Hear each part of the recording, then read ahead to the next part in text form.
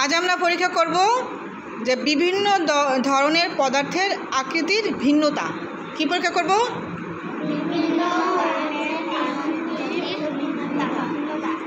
অর্থাৎ পদার্থ তো আমরা জানি অনেক ধরনের আছে, তাই না? যেমন এই যে একটা কলম, এটা কি একটা পদার্থ? এই যে একটা বই, এটা পদার্থ, তাই না? এই ডাস্টা পদার্থ, এই টেবিল পদার্থ, ঠিক আছে। কিন্তু আমরা যে পরীক্ষাটা করব তোমাদের বইয়ের এই 46 পৃষ্ঠা আছে, দেখো তোমাদের বইয়ের 46 পৃষ্ঠায় যে বিভিন্ন ধরনের পদার্থের আকৃতির ভিন্নতা। আর এখানে কাজ করার জন্য দরকার কি? একটি ইরেজার, পানি, কয়েকটি বিভিন্ন আকৃতির বাটি বা পাত্র এবং পানি গ্লাস, ঠিক আছে। এখন এই পরীক্ষাটা আমরা করব, সেজন্য আমরা কি নিয়েছি? আমরা নিয়েছি একটি গ্লাস, নিয়েছি একটি মগ, নিয়েছি ইরেজার নিয়েছি, ঠিক আছে। আর নিয়েছি কি? একটি জগ, জগের ভিতরে কি পানি আছে। এখন এই পানিটা এখানে ঢালো, আরিফ ঢালো, এখানে মগে পানি ঢালো, ঠিক আছে। এখন এই গ্লাসে পানি ঢালো,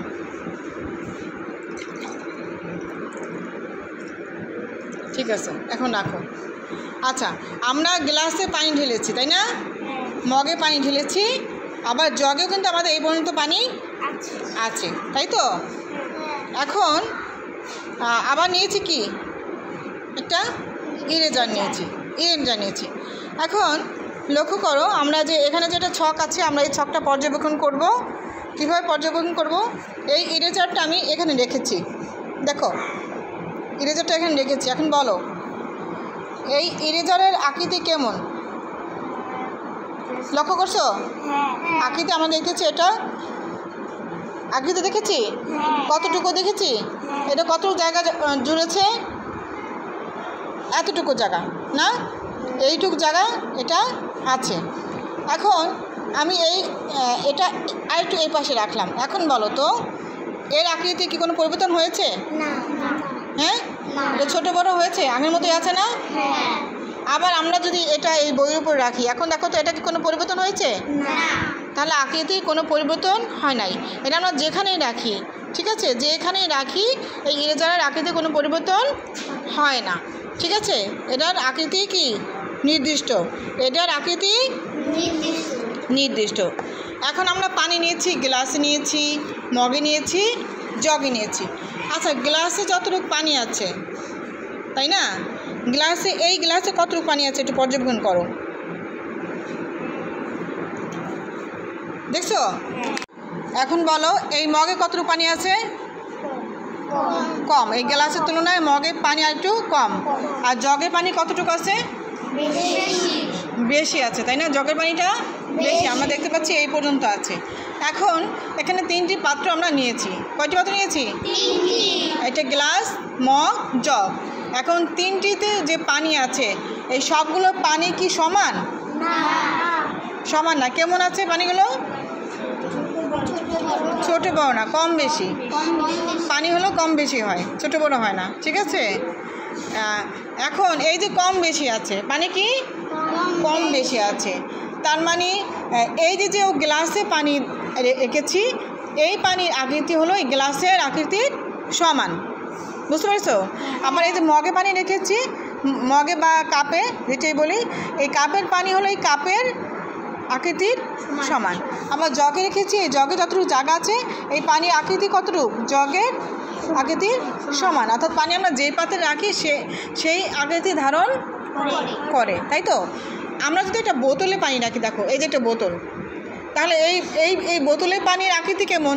এই বোতলের আকৃতির সমান, বোতলের আকৃতির সমান। তাহলে আমরা কি বুঝতে পারলাম? তোমরা চিন্তা করো, কি বুঝলাম? চিন্তা করে বলো। আচ্ছা বলো, চিন্তা করে কি পেয়েছো?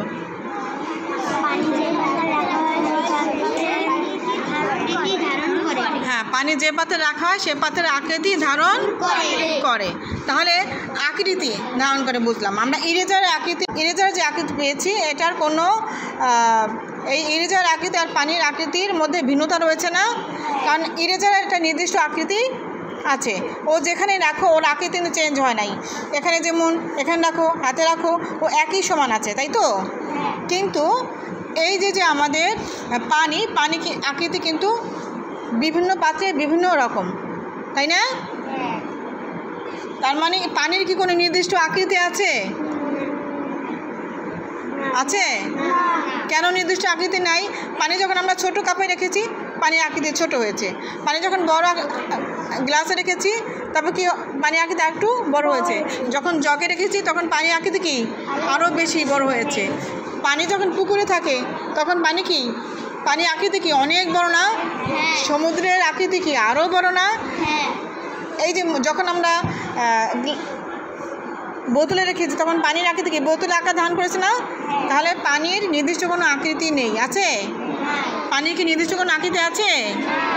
তাহলে এই থেকে প্রমাণ হলো কি কিছু পদার্থের নির্দিষ্ট আকৃতি থাকে এবং কিছু পদার্থের নির্দিষ্ট আকৃতি থাকে না।